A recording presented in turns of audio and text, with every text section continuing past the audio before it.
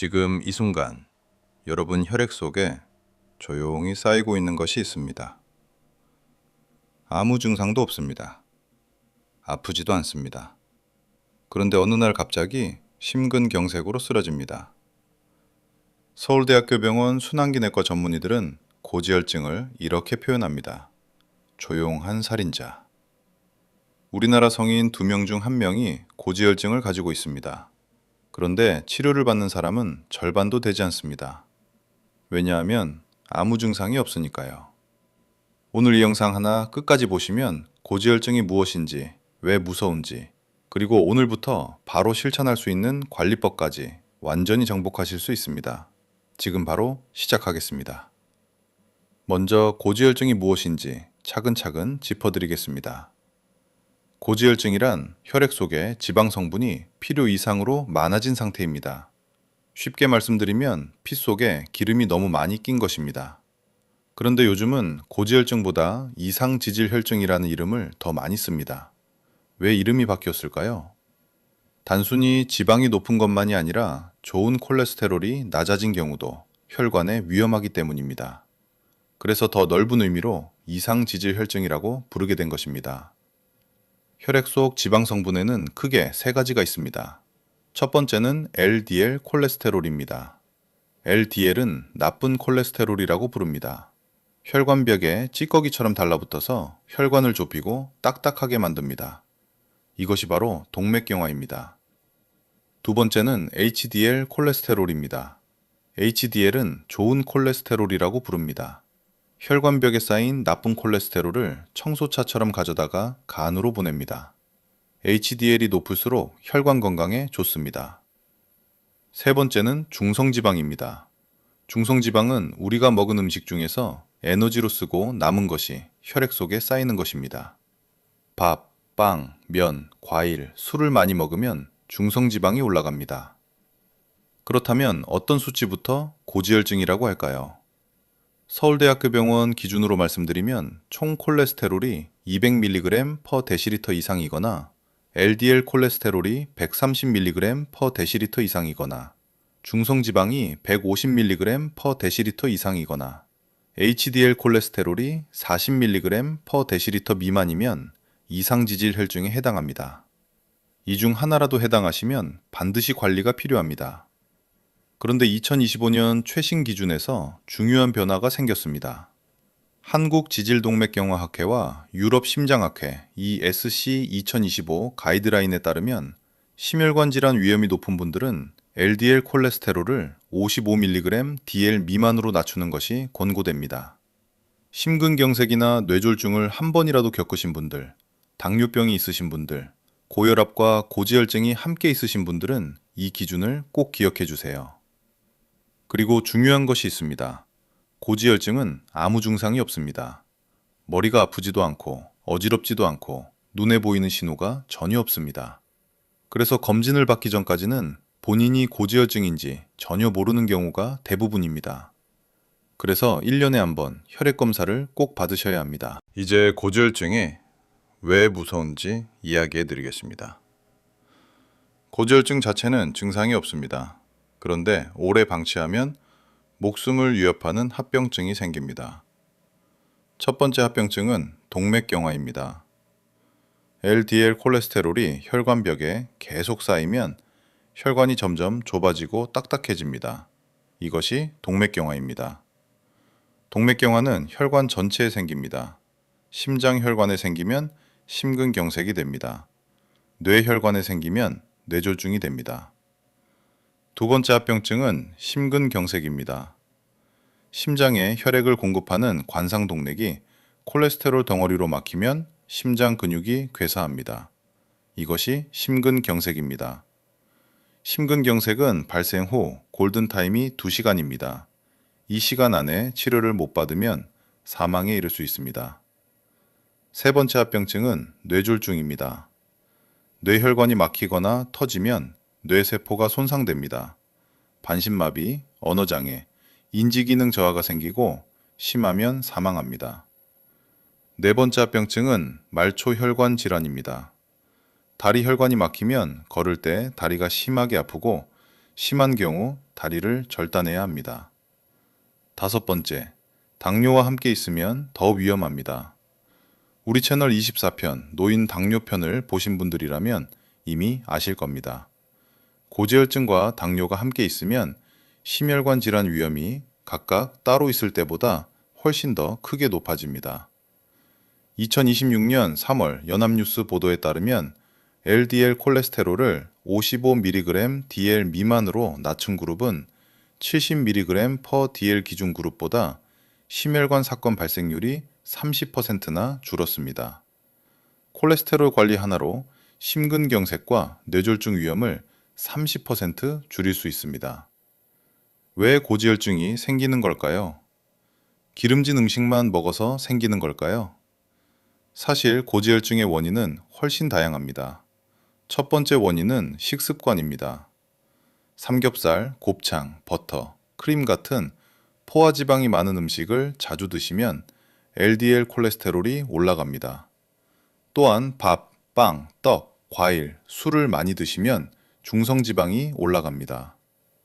두 번째 원인은 운동 부족입니다. 운동을 안 하면 HDL 좋은 콜레스테롤이 낮아지고 중성지방이 올라갑니다. 세 번째 원인은 유전입니다. 부모님이 고지혈증이 있으시면 자녀도 고지혈증이 생길 가능성이 높습니다. 이 경우 음식 조절만으로는 수치를 정상으로 만들기 어렵습니다.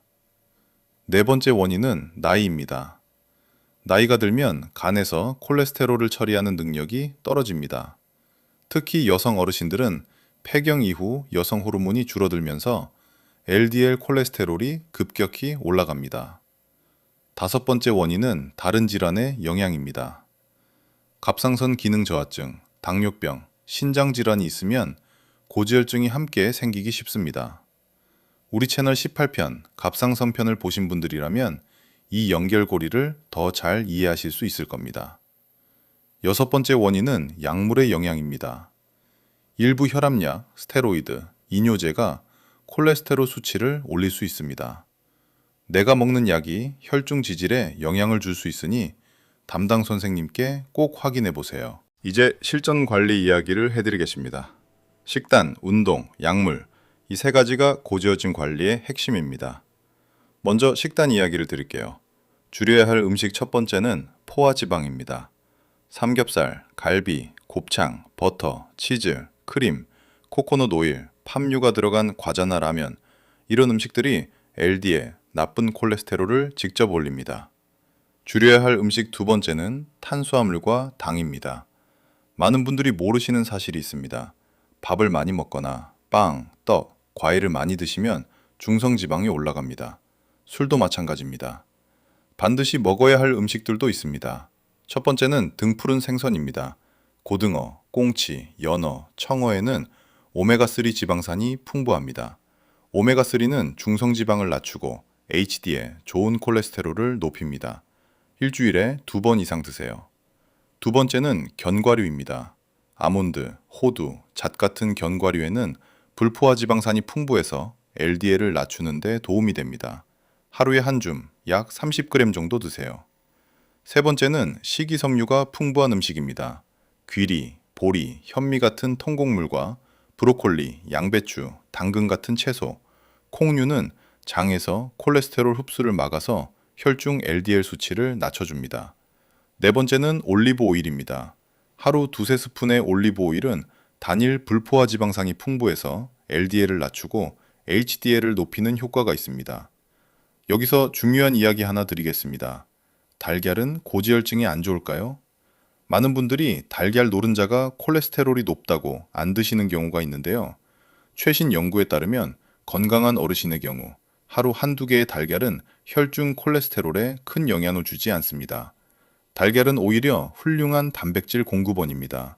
단, 이미 심혈관 질환이 있으시거나 LDL이 매우 높으신 분들은 담당 선생님과 상의하세요. 운동 이야기를 해볼게요. 운동은 고지혈증 관리에서 식단만큼이나 중요합니다. 운동을 하면 HDL, 좋은 콜레스테롤이 올라가고 중성지방이 내려갑니다. 또한 체중 감량으로 LDL도 함께 낮아집니다. 하지만 여기서 중요한 이야기가 있습니다. 한국지질동맥경화학회 전문가들은 이렇게 경고합니다.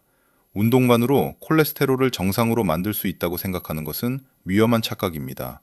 유전적 고지혈증이 있거나 LDL 수치가 매우 높은 경우에는 아무리 운동을 열심히 해도 수치가 정상으로 내려오지 않습니다. 운동은 반드시 필요하지만 약물 치료를 대신할 수는 없습니다. 운동과 약물을 함께 써야 합니다. 어르신들에게 적합한 운동을 알려드리겠습니다. 첫 번째는 유산소 운동입니다. 빠른 걷기, 수영, 실내 자전거, 가벼운 등산이 좋습니다. 주 3회에서 5회, 한 번에 30분 이상 하시면 중성지방이 눈에 띄게 줄어들고 HDL이 올라갑니다. 두 번째는 근력 운동입니다. 아령, 탄력밴드, 스쿼트 같은 근력 운동은 근육량을 늘려서 기초 대사량을 높이고 혈중 지질 개선에 도움이 됩니다. 주 2회 이상 하시는 것을 권장합니다. 운동 시작 전에 반드시 혈압과 혈당을 확인하시고 심장 질환이 있으신 분들은 의사 선생님과 상의 후 시작하세요. 이제 약물 치료 이야기를 드리겠습니다. 많은 어르신들이 고지혈증 약을 먹기 싫어하십니다. 부작용이 무섭다고 하시거나 한 번 먹으면 평생 먹어야 한다고 꺼리시는 분들이 많습니다. 오늘 이 이야기를 꼭 들어주세요. 2025년 한국지질동맥경화학회 국제학술대회에서 전문가들이 입을 모아 강조한 내용이 있습니다. 지질 관리는 더 빠르게, 더 낮게, 더 오래 할수록 더 건강합니다. 가장 대표적인 고지혈증 약은 스타틴입니다. 스타틴은 간에서 콜레스테롤이 만들어지는 것을 억제하는 약입니다. 로수바스타틴, 아토르바스타틴이 가장 많이 쓰이는 스타틴 계열 약입니다. 스타틴은 LDL 콜레스테롤을 30%에서 50%까지 낮출 수 있습니다. 또한 심근경색과 뇌졸중 위험을 크게 줄여주는 효과가 입증되어 있습니다. 그런데 부작용이 걱정되시는 분들 계시죠? 스타틴의 가장 흔한 부작용은 근육통입니다. 약 5%부터 10%까지의 환자에서 근육이 아프거나 무거운 느낌이 생깁니다. 이런 증상이 생기면 절대 혼자 약을 끊지 마시고 담당 선생님께 바로 말씀해 주세요. 다른 종류의 스타틴으로 바꾸거나 용량을 조절하면 대부분 해결됩니다. 스타틴 외에도 다른 약들이 있습니다. 에제티미브는 장에서 콜레스테롤 흡수를 막는 약입니다. 스타틴과 함께 쓰면 더 강력하게 LDL을 낮출 수 있습니다. 최근 주목받는 치료제로는 PCSK9 억제제가 있습니다. 주사로 맞는 약인데 스타틴으로도 조절이 안 되는 고위험 환자들에게 사용합니다. LDL을 55mg/dL 미만으로 낮추는데 매우 효과적입니다. 중성지방이 높으신 분들은 오메가3 처방약이나 피브레이트 계열 약이 도움이 됩니다. 중요한 것은 고지혈증 약은 절대 임의로 끊으시면 안 됩니다. 약을 먹어서 수치가 정상이 됐다고 혼자 판단해서 끊으시면 수치가 다시 올라갑니다. 반드시 담당 선생님과 상의 후 결정하세요. 어르신 고지혈증에는 특별히 주의해야 할 점들이 있습니다. 첫 번째, 여성 어르신은 폐경 후 특히 조심하세요. 폐경 전에는 여성 호르몬 에스트로겐이 혈관을 보호해 줍니다. 그런데 폐경 후에는 이 보호막이 사라지면서 LDL이 급격히 올라갑니다. 실제로 폐경 후 여성의 심혈관 질환 발생률이 폐경 전보다 2배 이상 높아집니다. 폐경 이후에는 반드시 정기적으로 콜레스테롤 검사를 받으세요. 두 번째, 고지혈증 약과 다른 약의 상호작용을 주의하세요. 어르신들은 여러 가지 약을 드시는 경우가 많습니다. 스타틴은 일부 약과 함께 드시면 부작용이 커질 수 있습니다. 새로운 약을 처방받으실 때마다 고지혈증 약도 드신다고 꼭 말씀해 주세요. 세 번째, 스타틴과 근감소증의 관계입니다. 일부 어르신들에게 스타틴을 오래 드시면 근육량이 줄어드는 경우가 있습니다. 우리 채널 6편 근감소증 편에서 말씀드렸듯이 근감소증은 어르신 건강에 매우 중요합니다. 그래서 스타틴을 드시는 어르신들은 근력 운동과 단백질 섭취를 더욱 신경 쓰셔야 합니다. 네 번째, 당뇨와 고지혈증이 함께 있는 경우입니다. 스타틴이 당뇨 위험을 약간 높일 수 있다는 연구가 있습니다. 하지만 이미 당뇨가 있으신 분들도 심혈관 질환 예방 효과가 훨씬 크기 때문에 스타틴을 꾸준히 드시는 것이 권장됩니다. 고지혈증에 대한 잘못된 상식들이 참 많습니다. 오늘 꼭 바로잡아 드리겠습니다. 오해 첫 번째. 기름진 음식만 안 먹으면 고지혈증이 생기지 않는다? 틀렸습니다. 우리 몸의 콜레스테롤 중 70%부터 80%까지는 간에서 만들어집니다. 음식으로 들어오는 콜레스테롤은 20%부터 30%까지에 불과합니다. 그래서 기름진 음식을 줄여도 간에서 콜레스테롤을 많이 만들어내면 수치가 높아집니다. 특히 유전적 요인이 있는 분들은 아무리 음식을 조절해도 약 없이는 정상 수치를 유지하기 어렵습니다. 오해 두 번째. 운동만 열심히 하면 약 없이도 콜레스테롤을 낮출 수 있다? 이것도 반은 맞고 반은 틀렸습니다. 운동은 HDL을 올리고 중성지방을 낮추는데 효과적입니다. 하지만 LDL 콜레스테롤은 운동만으로 크게 낮추기 어렵습니다.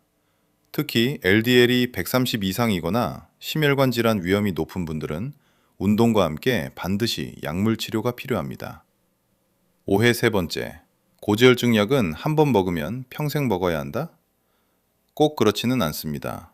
생활습관 개선으로 수치가 충분히 낮아지면 의사 선생님과 상의해서 약을 줄이거나 끊을 수도 있습니다. 하지만 임의로 끊는 것은 절대 안 됩니다.